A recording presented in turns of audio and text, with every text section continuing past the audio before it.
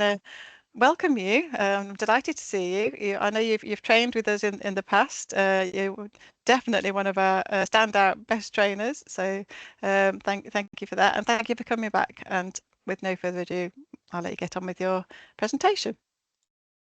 Cool. Thanks, Rachel, for the generous introduction. And yeah, some Right. very thought-provoking answers to those questions. But I will share my screen now. Hopefully everybody can see that. So hi everybody, I am Dan. As Rachel mentioned, I work at the University of Exeter as the Data Literacy and Training Lead, which is a new role, and it does seem that sort of data literacy roles are kind of a relatively new thing that we're beginning to see in a few organisations. Before that, I spent about 8 years working in the business intelligence team, so that's my background. But yeah, as Rachel mentioned, some of you may recognise me from data visualization training that I've been delivering for a number of years. So I'm not an AI expert, so I'm not going to be talking about technical things. I'm not going to be talking about Markov chain, Monte Carlo methods and all this sort of stuff. I'm a data expert, and my worry is that in all of the talk around AI and how we can utilize AI, not enough people are talking about the human side of that and also the data side of that, and making sure that we've got the right data to inform our AI tools. So that's what I'm going to be talking about today. If I can move my slides. I'm going to start off with a bit of a layman's perspective of what AI is. I'm then going to talk about the link between AIs and humans and how humans work together with AI in a process that I would refer to as distributed cognition. I'm going to talk about AI's data problem. I'm going to talk a bit more about humans and how humans need data literacy. Interesting point that was just noted around data literacy seems to mean different things to different people, and I would kind of agree with that, but I'm going to offer my definition. And then finish off by talking about how we are moving into this new world in which we're not just talking about working with data and data literacy, we really need to talk about AI literacy as well. So yeah, hopefully we'll have time for some questions at the end, depending how much my mind wanders as I go through the talk today. But starting off with that sort of layman's perspective of AI, and we all know that until quite recently, AI was something we talked about in the world of science fiction. Often killer robots, terrifying ideas of the kind of things that artificial intelligence could do to society. And for people who are interested in that, I would recommend this book on the left, Superintelligence by Nick Bostrom, who is something, it's like a professor of existential risk or something like that. But he talks about all the ways in which AI could become sort of sentient and take over the world. So there are some real risks that we need to consider there. But a lot of the time, these kind of horror stories around AI from the past are thinking about this sort of general artificial intelligence that almost becomes human and becomes conscious and becomes creating its own goals. While generally the real world of artificial intelligence that we work in is specific artificial intelligences, artificial intelligence that have been built for a specific purpose to solve a particular problem. And until quite recently, those artificial intelligence tools were built for much more sedate purposes, often playing games, beating chess masters, playing Go, whatever it might be. And so it wasn't doing anything like the kind of things that we are beginning to see that AI can do now. We did sort of like 15, 20 years ago begin to see an emergence of algorithmic decision making and machine learning that was allowing us to make much quicker decisions. And in relation to that, I'd recommend that second book there by Hannah Fry, where she gives lots of examples about how data is being used to sort of inform decisions in ways that often didn't lead to good results, and also begs some interesting questions around what the reluctance to use data for medical diagnoses and things like that. So another book I would recommend there. But it's been since November 2023, when ChatGPT that was released, that we've seen this explosion in interest in generative AI tools. Whether you are using Copilot or ChatGPT or Gemini, all of these tools are large language models. They're still specific AI tools that have been built with a specific purpose of analyzing text. So they are brilliant at allowing us to analyze large amounts of text and compose text, but there's still that specific AI that was built for that specific purpose. And And I just mentioned the final book that I would recommend, which really is talking about kind of where we are now and what the future might mean for AI in terms of how it is potentially influencing social media, spreading false news, all of these kind of things. So for anyone interested in that, that's an interesting book that explores that sort of societal side of how AI is likely to cause problems as well. But for the rest of the talk, what I want to focus on is this triangle here. There's all kinds of interesting stuff that AI can do, but AI does not work in isolation. AI requires human users, and it also requires data. It requires data to train the AI and to give it the information it needs to give you the results that you're getting from those AI tools. So that is what I'm going to be focusing on. And the first thing I want to talk about is that link between AI and humans. And to introduce, for people who aren't familiar, this concept of distributed cognition. Now, I think I include this pyramid in pretty much any talk I ever give about anything, because it just notes how, as human beings, what are we aiming for when it comes to working with data, working with information, working together with artificial intelligence tools. We're not just aiming to work with data, we're aiming to turn that data into information, to use that information to generate knowledge within our audience, so that they are going away to making wise decisions based on that knowledge. This is what I include in my data visualization talks, but this is also what we're aiming to do when we work together with artificial intelligence tools. We are aiming to work with these tools to make us as wise as possible in making good decisions moving forward. But how do we work with them? Well, when we work with an AI tool, we are working together with that tool in this concept that I would refer to as distributed cognition. Now, to give a couple definitions here. So cognition is the use or the acquisition of knowledge. This term that I assume we've sort of all heard, but possibly never thought to define. But from the world of psychology, cognition is the use and the acquisition of knowledge. There's then this concept of external cognition, which relates to the use of external aids to free us from the limits of our working memory. So when we work together with some information on a sheet of paper, a calculator, that external cognition, that external thing outside of our brains is helping us to generate more knowledge. Taking that one step further, this idea of distributed cognition is really saying that information is processed through the interaction between a human being and the technologies that they are using.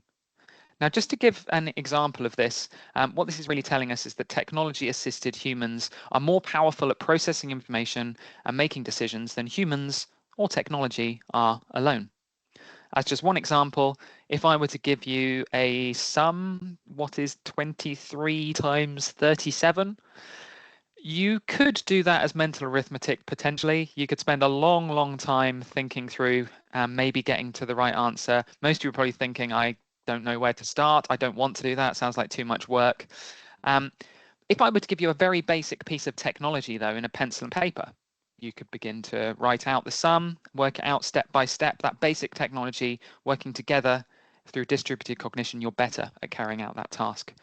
Go one step further, give you a calculator or a piece of data analysis software. You can do that sum like that, and then also begin to think about all the other things that you might be able to do that come from that decision as well. Add in some generative AI software, and then the mind boggles just to think, well, you're then having some kind of conversation with the AI to help you think about what this data means, etc., etc. So you can begin to see how the better technology we have through this concept of distributed cognition, humans and technologies work together better to process information and make better decisions. So I think this is a really useful idea to be aware of. In this sense, AI can be thought of as a meta tool. It doesn't do anything by itself, but it makes us and the tools that we use more powerful. A key thing then is how we are interacting with generative AI tools and the emerging field of prompt engineering. So it's not good enough just to type any old question into Copilot or ChatGPT, any of these tools, and expect to get a sensible answer. We all need to learn what are the actual prompts that we need to give those generative AI tools in order to get sensible answers at the end. And I've just given a screenshot here from Microsoft's guidance for using Copilot, where they talk about these 4 different steps, which are would be better for a UK audience if they were GCSE rather than GCES. But the idea is that you give your goal, what do you want to get from the tool? You give some context as to why you need it, who's involved, etc. You give your expectations of what you want to get from that request. And then you also name the source of the data, the information you want to inform this. So that's, you can see then, to get good answers out of AI tools, you need to give much more comprehensive prompts. And this is something we all, I'm sure, can learn how to do better. But in terms of that interaction between humans and AI, and a key thing I want to focus on is this idea of trustworthiness. And it's interesting to note that at the moment, humans are very inconsistent in their level of trust for algorithms. So when it comes to a satellite navigation system, we will blindly set our destination, follow that sat nav. It might take us down one-way streets or into a canal, but we will just blindly trust the algorithm to get us where we want to go. When it comes to driverless cars, we are incredibly distrusting of the fact that a driverless car could ever be as good as I am as a driver, or as other human drivers are, when in fact sort of statistics show us that the technology is already there. They probably are better already. So there is this interesting inconsistency into how humans will trust technology and artificial intelligence in one context, but not another. And again, I would note for this audience around medical diagnostics, how the bar is so high for which a human would ever trust an artificial intelligence tool to give them a medical diagnosis, when in fact they would happily accept a doctor who's possibly got a lower level of accuracy in his diagnosis or her diagnosis.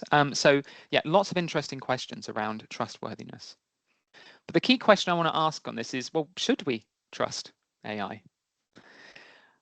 And a big reason we shouldn't always trust AI is AI's data problem. And this I would refer to simply as garbage in, garbage out. Some of you may have heard that expressed in a less friendly terminology. But garbage in, garbage out. If we put rubbish into our AI tools, we will get rubbish out at the end of it. You can consider any process as involving 3 steps. There is some kind of input, some kind of processing occurs to give you an output at the end.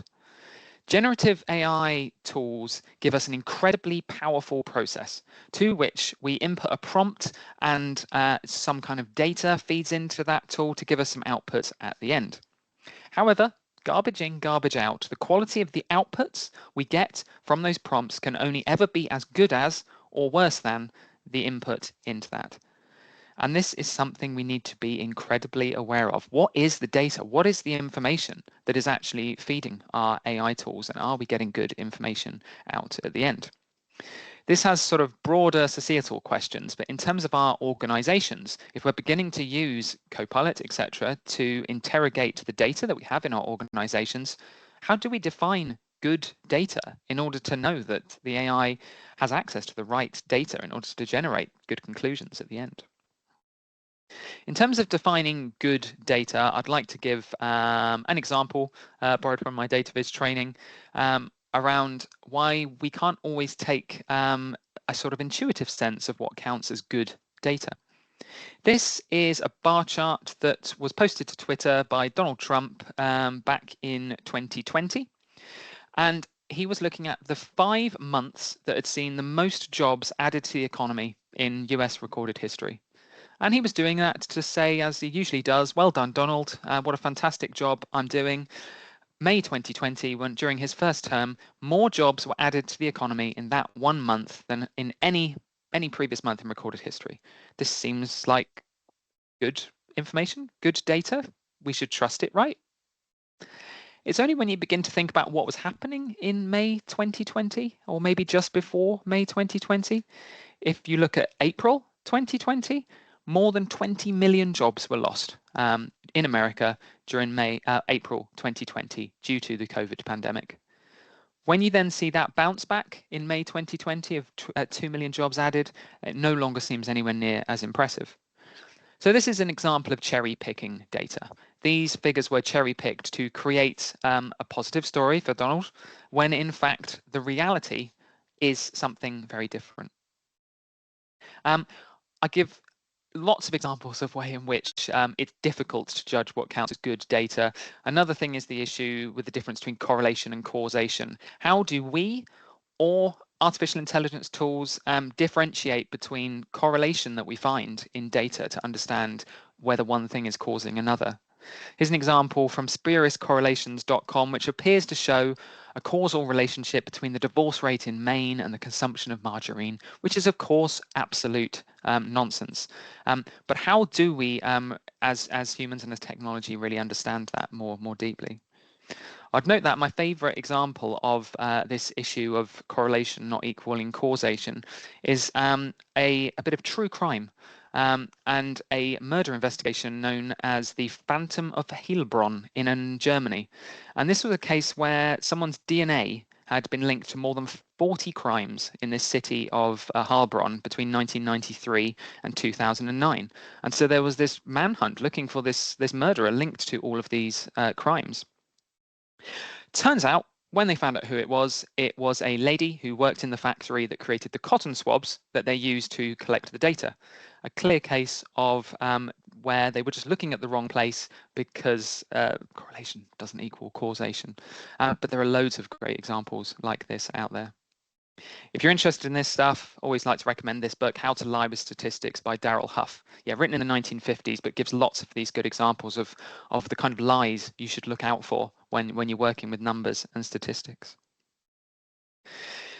But specifically moving into thinking about the perils of artificial intelligence, one of the key things we need to consider is bias, and how, if there is bias in the data that exists that is being used to input into our AI tools, then there will be bias that comes out the other end. Here is just a headline from a recent UN report looking at the link between racism and AI, which came to that conclusion that bias from the past will lead to bias in the future if we do just blindly let our AI tools make decisions about the world based on racist data that encapsulate sort of historic racism in society. However, how do we solve this? Well, attempts to solve this by fixing the AI rather than fixing the data have proved problematic. As you can see from this headline here, when Google's Gemini, they aimed to fix sort of racial biases in their image generation tool by including more representation of Black and Asian people. However, people realized that you could ask for images of Nazi German soldiers and be given pictures of Black and Asian German soldiers, which is clearly very problematic. So that is, again, a great example. You can't just kind of tweak the algorithm, tweak the AI to take the bias out of the data. It's not that straightforward. There's always the risk of overcorrection. So we always need to be aware of what biases are likely to exist within our data. I like to talk about bias, and I like to talk about a guy called Daniel Kahneman. I'll mention him again in a second, but he talks about availability bias a lot. This is one of the key biases that humans have and AI has. For humans, the way that Daniel Kahneman talks about availability bias is this term WYSIWYG, or what you see is all there is. Very simple when you think about it, but what you see is all there is when it comes to decision making. You can't include information about stuff you don't know to inform the decisions you're making. You only know what you know and you make decisions based on that. And so that's why it's important to get lots of different people's perspectives and consult when you make important decisions, because you've got lots of blind spots that you're simply not aware of. So that's what you see as all there is kind of availability bias for humans. But for AI, the data is all there is. You can't expect it to magically know what the world is really like. It only knows the world as it is represented by the data that is available to it. So again, a form of availability bias. Availability bias can take lots of different forms, as mentioned there. Selection bias, again, I'll share another example of my favorite examples of selection bias, which is from the 1936 presidential election in the US, where Alf Landon, who was the Republican candidate up against Franklin D. Roosevelt, the Democrat, carried out a survey, and they surveyed 10 million people through the Literary Digest to ask them who they would vote for before the election. And that predicted that 57% of the votes would go to Landon, the Republican candidate. So that was 10 million people surveyed. So that seemed pretty comprehensive that Landon should expect a landslide victory. However, what happened? He only got 40%, not 57%. When you look back at this survey, what happened was the Literary Digest conducted a poll using telephone polling. in 1936, at a time when very few people had telephones, and if you did have a telephone, you were likely to be much wealthier and more Republican leaning. So that was an example of selection bias. They selected the wrong sample, so they didn't get the right result that was reflective of the whole population. Other types of availability bias are publication bias, the fact that in academia, we're much more likely to see results published when they're positive and they confirm findings rather than if they're negative and then we get a negative result. And that completely skews the overall perspective we have on whether whether an academic hypothesis is true or not. And survivorship bias is another example. I use this because from the world of education, it's a key one where if you look at year 2 students and sort of say, well, those year 2 students, they were surveyed and they're actually much happier now than they were in year 1. That doesn't factor out the fact that 10% of the students who were very unsatisfied in year 1 dropped out and are no longer in the survey of those year 2 students. So that's survivorship bias is another example. How do we counter bias? Now, I would love it if somebody could give me an answer to this question because it is a notoriously difficult thing. Human beings' brains are designed in such a way that we do just innately have lots of biases, and it's very hard to sort of to challenge them. However, the key thing we can all do though is become aware of our own biases. Ask questions of ourselves, check ourselves, is there any bias based in that might have informed that decision I'm making, etc. So as humans, being aware of our own bias is absolutely key. Similarly, when it comes to using an artificial intelligence tool, think about what biases are likely to be included in the data that might use and whether that's likely to skew the result that you're going to get. Moving on from bias, and this still focusing on this idea of what counts as good data. Now, the University of Exeter, we're just launching a new data strategy next month, where in order to say, well, what counts as good data, we can't just build new dashboards. We need to look at this comprehensive picture of saying, well, we need comprehensive data governance, data management, improved architecture, better access and security, data quality, all of these things here. It's a very complicated picture of all of the things that you need to do to improve the data that we work with. At the center of this, though, I would argue is data literacy, because you can build the most beautiful data models in the world that sit in excellent frameworks and are clearly owned and with accountable people, etc. But if people don't understand their responsibilities with that data or how to make decisions based on that data, then it all falls apart. So data literacy is an absolutely key pillar of any attempts to use data more effectively. There is a significant problem legacy organizations have, though. We all appreciate that data is an asset for big organizations, whether that's a university or across the NHS, but data held by legacy organizations is not, or is often not, in machine readable formats where it's readily available to generative AI tools.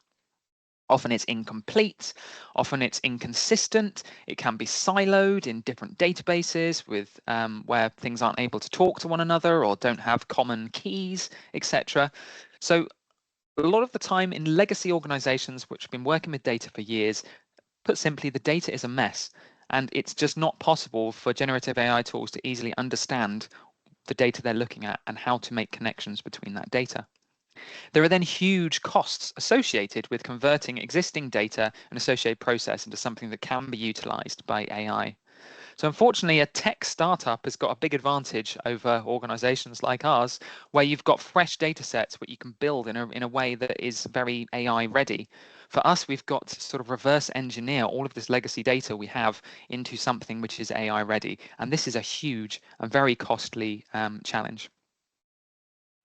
We've also got this knowledge gap to be aware of, where data professionals, we know, we're the technical experts, we know what we need, we know what data we need, we know how to build these reports and make the right connections and integrations, etc. But our business leaders are the ones who know the business. They know how to make decisions, and they don't necessarily understand the data or how the report that they're looking at has come to be. So there is this significant gap we have between business leaders and AI and data professionals. I'd note as well the magpie effect here as well that I feel can face business leaders. People want shiny new things and don't want to be told that the data is a mess and it's going to cost a lot of money to fix this old data. So we need to somehow have better conversations about not just making shiny new dashboards, but actually improving our data foundations. So I've talked about a few things there in relation to how do we overcome bias? How do we get that good data that we need in order to inform our AI tools and get good outputs from those tools? Moving on, though, I want to talk a bit about humans and data literacy. And there is a fundamental problem that humans have when it comes to working with data, which, if I was to put simply, would be to say we're all a little bit lazy. We want life to be simple. And I like this cartoon because it does just sum up this fact that people do just want nice, simple life where the answers are readily available. And if the answer isn't what you expect, you don't want to have to go and do a lot of extra work and a lot of extra research, even if it is needed to get you to the right answer. This is because of this challenge that we have from an evolutionary perspective. I like this quote from Steven Pinker, who says the mind is a system of organs of computation designed by natural selection to solve the kinds of problems our ancestors faced in the foraging way of life, in particular, understanding and outmaneuvering objects, animals, and plants and other people. And I don't know how many plants you've outmaneuvered recently, but this isn't the world that we live in now. This isn't the decisions that we are making every day. We are making, especially in a work context, complex decisions involving complex societal problems and complex technologies. And our minds have not evolved to kind of solve those problems.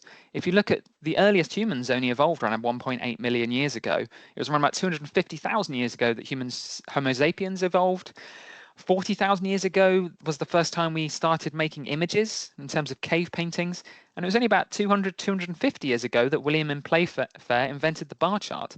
So over this very short period of time, we've got all of this new technology and all of these problems, and our brains just haven't had the time to evolve to sort of catch up with the world that we're living in.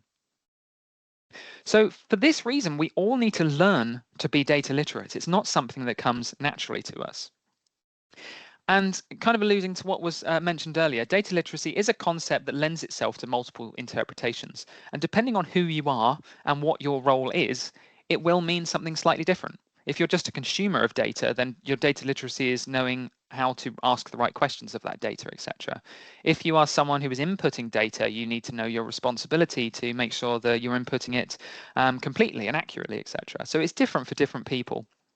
But through reading literature from people like Jordan Morrow and Ben Jones, who write about data literacy, I would summarize it as being the ability to read data, work with data, analyze data, and communicate with data using a combination of numerical skills, IT skills, analytical skills, and subject matter knowledge. So quite difficult to pin down, and you can see it involves all of these different things that we can all reflect on just to think, well, have I got each of these different pillars? Do I need to brush up on my IT skills? Do I need to improve my subject matter knowledge? Do I have the analytical skills to know to ask the right questions of this data, etc.?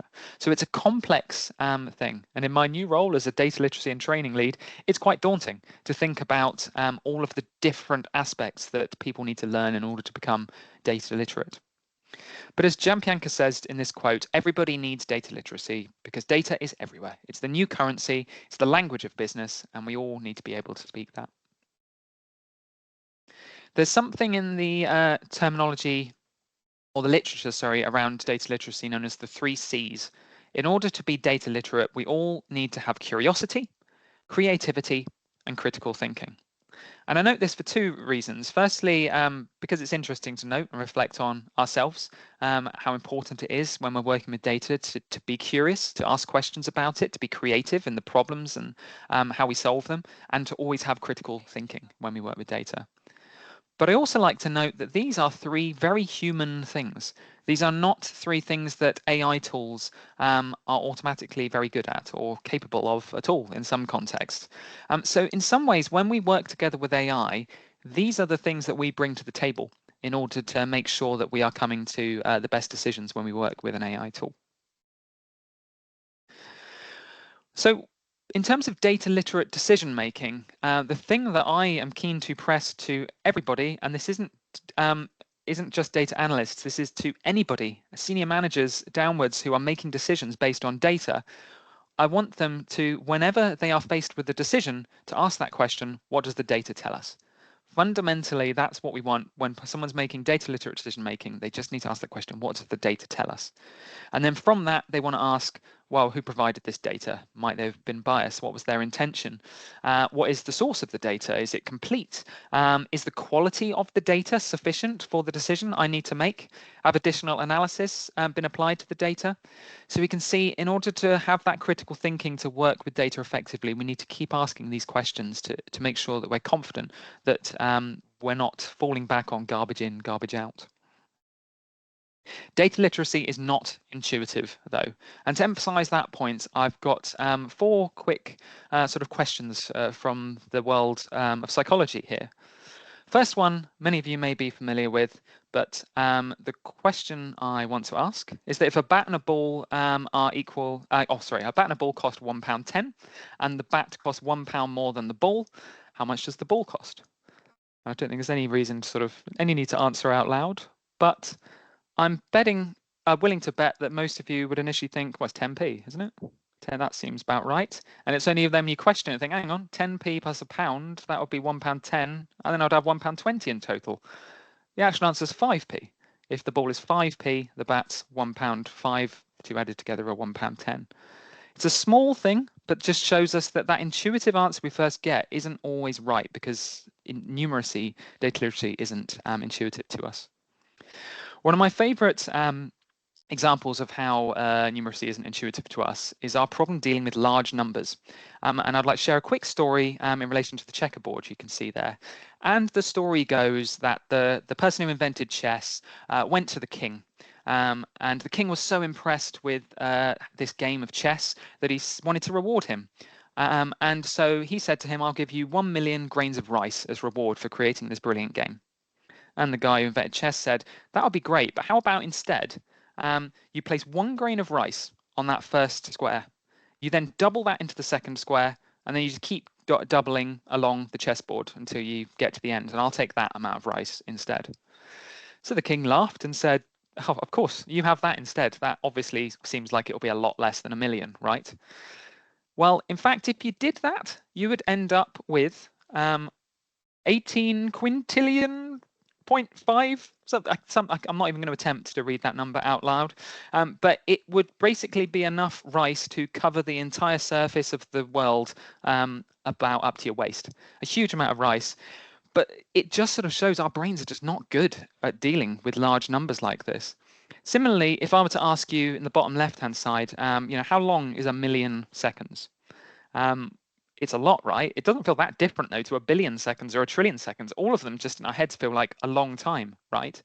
And it's only when you actually do the maths and realize, well, 1 million seconds is about 11 days and 14 hours. If you go to 1 billion seconds, well, that's over 31 years. And if you go to 1 trillion seconds, that's 31,000 years. So our brains just, once you get to a certain level, it's just like, that's a big number. And we're not very good at working with those large numbers. The final example I'd like to give is known as the gambler's fallacy. Now, if you were to toss some coins and you got 4 tails in a row, how likely is it that the next one's going to be a head? You know rationally that it's still a 50-50 chance that a head is going to appear next, but your brain is just sort of screaming at you somehow, well, surely it's going to be a head. We're deserved a head. We've had all these tails in a row. It's time for there to be a head. That's known as the gambler's fallacy because many gamblers lose lots of money with that sort of intuitive sense of which abandoning the fact that each of these events is mutually exclusive, it just feels like we're due a change. And of course, as noted, 50-50, we're just as likely to get another tail as you are ahead. So those are some sort of playful examples of how data literacy isn't intuitive.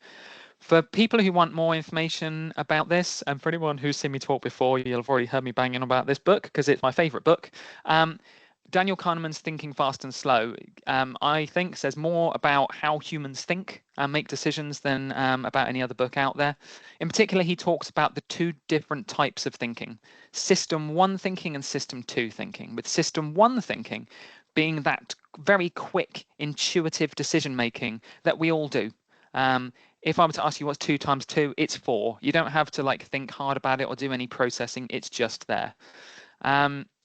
Those kind of decisions, that kind of thinking, it's incredibly fast, but it is prone to bias. It will jump to conclusions. There's no sort of rationalization there. It's just that instinctive, intuitive thinking processes. Compared to system 2, which is the slower thinking that when we apply logic and reason to a situation.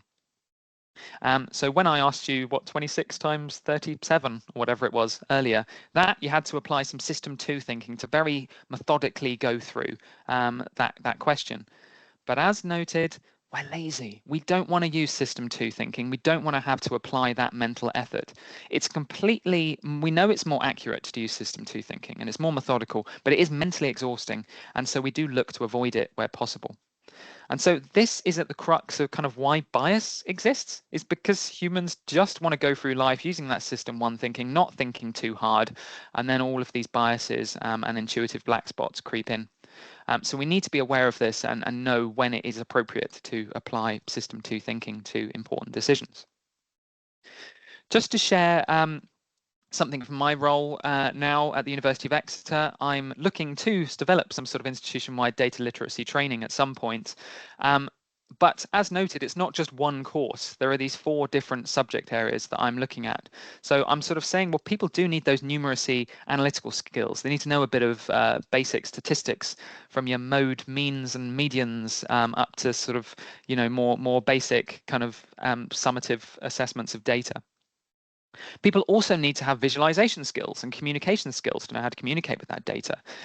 They need to be taught the specific data that they're working with, what the different acronyms mean, how we define particular data points, etc. And obviously, whatever tool they are using, we need to be good at that tool in order to use it effectively.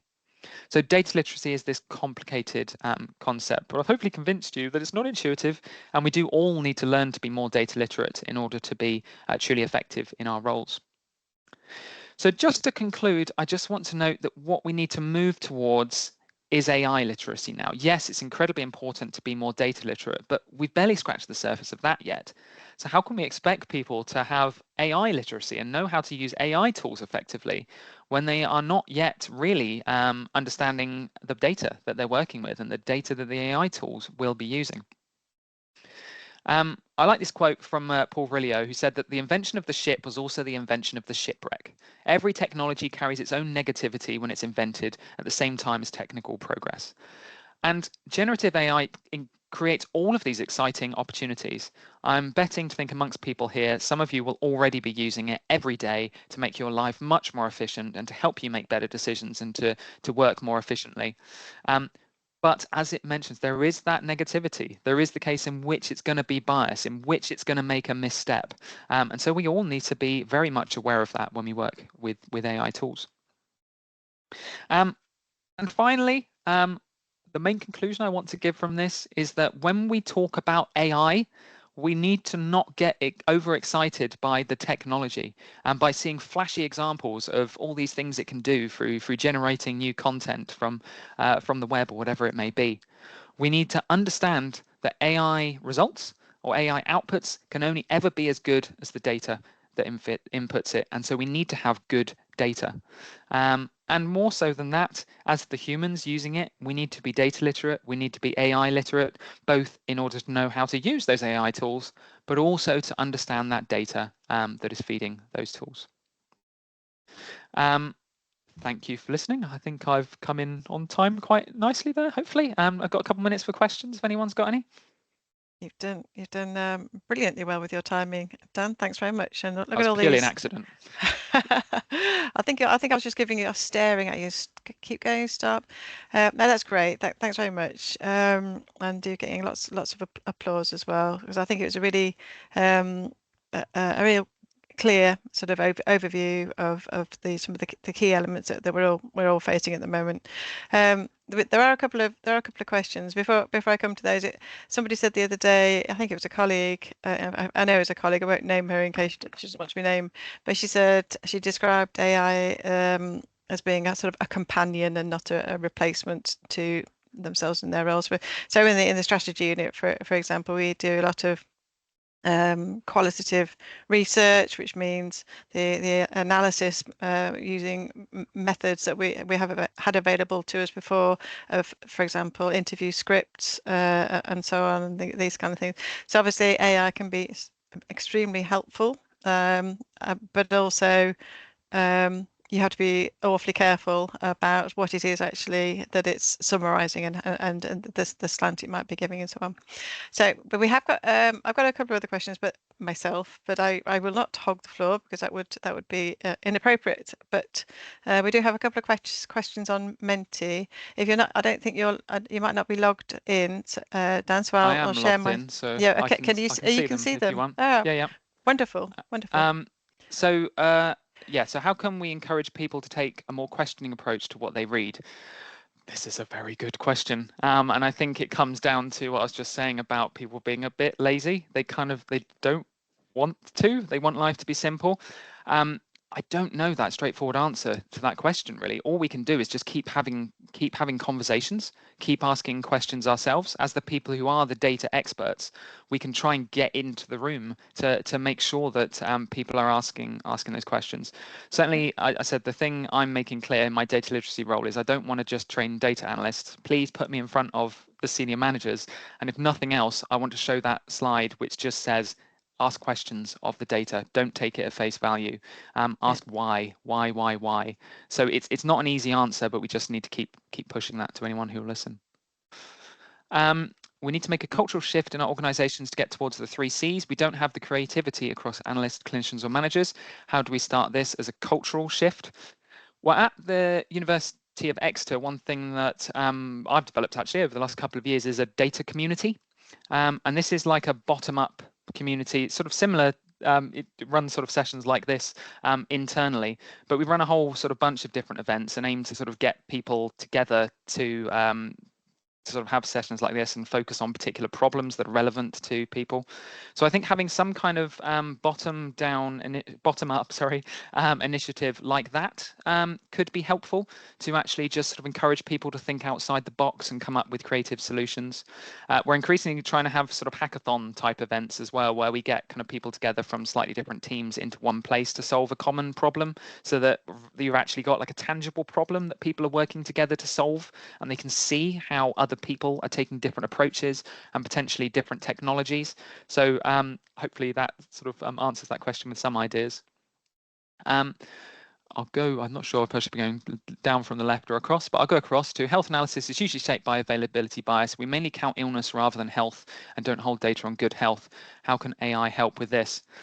I started off by saying I'm not the AI expert, and I think that's one I'll defer on. I think, yeah, very interesting challenge you've presented there, and it's going to be down to really thinking about writing some very clever prompts to help you interrogate the data. But more than anything else, AI might not be able to help you, and it won't be able to help you entirely. You really do have to go back to the data and treat it as a data problem rather than an AI problem, I would suggest. Great examples of data literacy not being intuitive. Thank you. What are your thoughts on AI agents that require less human input as they do the thinking? It's interesting, and again, this field is emerging so quickly now. Every day there just seems Copilot's got new features, and increasingly, I think this agentic approach where AI is built into the tools we are using rather than it being a separate thing is where we're going to go. I think it's good. And when you say about AI doing the thinking, I think it's important that the tools we have do at least give us the ability to interrogate their thinking, so that at least you can actually look at what were the steps that the tool took to get to that decision, so that you can see, well, actually went and looked at that website and I know that website's a complete load of rubbish. Or, at this point you saw that 2 was 2 and then you made it equal 5 somehow. So I think, yeah, we just need to have that ability to sense check those. We get asked for fancy graphics which automatically polish our data to the point where people think it's accurate. How do we hang on to the grounding principles of good design? Yes, sort of a slightly different question, that one. I think that is just something that we kind of all have a responsibility towards as kind of data designers, where we need to push not just the principles of good design, but also the principles of good data as well. And I sort of mentioned the magpie effect that I know in my role, or my previous role certainly, a lot of senior managers just ask for dashboards. They just want dashboards that look nice. And a lot of the time when you speak to them, you realize you don't want a dashboard. You want good data. You want data that is accurate and that you trust. You don't really care how you get it, but that's the fundamental problem. So I think, again, it's just about making sure you're having those right conversations to challenge the flashiness and make sure you're focusing on the foundations. Have you seen the NHS data lit for non-analysts work being developed by Sarah Blundell? I have not, but I will make a note to look into that. Thank you. I was just hanging out with Sarah the other day, so I know a bit about that, and I can share that with you, Dan, after, if you like. Brilliant. That would be much appreciated. Thank you. I've got 3 minutes. I'll try and be quick. Are LLMs really true AI? When LLMs start training on AI-generated articles, where will it end? Yep, we've got a whole philosophical debate there. This recursive loop of AI content being trained on other AI-generated content. It is an absolute minefield, that one, and we do need to be very careful and set the limits about what data is being used. I think in a sort of a work sense, clearly, we just need to build those fences to make sure that we know what data sets, what information our AI tools are pointed at, so that we know that they're giving us answers based on data that we can trust. How can we improve data literacy in the public given the increasing influence of AI on social media? Yes, that's a huge question to try and answer. That increasingly you got to go back to kind of education and the schooling. And I know I've got a 14-year-old and an 11-year-old, and at school they need to be taught this stuff. They need to be taught fundamentally from a young age. Do not trust everything you read online. Question the information that's being presented to you. And there's some steps being taken towards that. But yeah, there's a long way to go. I'm probably out of time now. Have I got time for one more question? Just do this last one here, and if there's Sure. anything else, I can share that afterwards. So the data literacy course you showed looked great. Is any of that aimed at a target audience of decision makers, senior managers too? Yes. So my idea is that as much as I would like to get senior managers to go on kind of like 4-day-long courses, that's not going to happen because they're time pressured. So I want to create a shorter course that is really targeted just at them, and I have not got there yet. I showed that slide. It is very much at the ideas stage, but I'm conscious that that audience is going to be more difficult to challenge. So I want to create a product which is very much aimed directly at them. Absolutely, and I can't not say that we do have Professor Mohammed developed an analytical concepts for leaders course, which is very popular. So I think lots of people are trying to sort of find solutions to that. But finding that solution to the time pressure and just getting that balance right, in order to share that with people is a challenge. Excuse me. Okay, that's absolutely wonderful. So we have hit 12. I'm just going to, people might start to disappear because their tummies are rumbling. But I just want to thank you. And I will just do a couple of slides just to say what's coming up next time. But thank you ever so much, Dan. Really appreciate you coming. And I think everybody here has as well. Just to taking us through that, and just a reminder of where we're at with all of this. I was in a meeting last week, and the person was sharing their screen, and I couldn't help but notice they had something in the region of 9 ChatGPT tabs open. So I know what you've been doing, and yeah. So it's prevalent and increasing, and if you don't use it, people are feeling left out, and so they start to use it. And used well, it's great. If you use it well and you use it for the right things, it's absolutely great. But it's the problems arise when you have that abundance of trust, which doesn't belong there. So thank you, Dan. And I do hope you can come back one day. I will share with you a link to Sarah's, the reference to Sarah Blundell. Just very quickly, I'll just move on. So next few huddles, we're going to be talking about the strategy in a new hospital program, demand and capacity model. Health Economics Unit is sharing a model to assess costs and benefits of investing in initiatives to increase vaccinations for cervical screening. Oh, and Hacker. See, loads of people are gone and they don't even know Hacker's going to happen. So the Health and Care Analytics Conference 2025, we've got a date for it. It's the 3rd and 4th of December and it's online. And you're all very welcome. And so we're excited. I think we're just sending out the save the date stuff on that now. So there you go. So done. Thank you again. Thank you everybody for coming. And nice to see new faces. I should make people put the cameras on so I can actually see them. But yeah, and I hope to see you again soon. Thank you, Rachel. Thanks, Thank everyone. you. Okay, Thank you. Bye bye.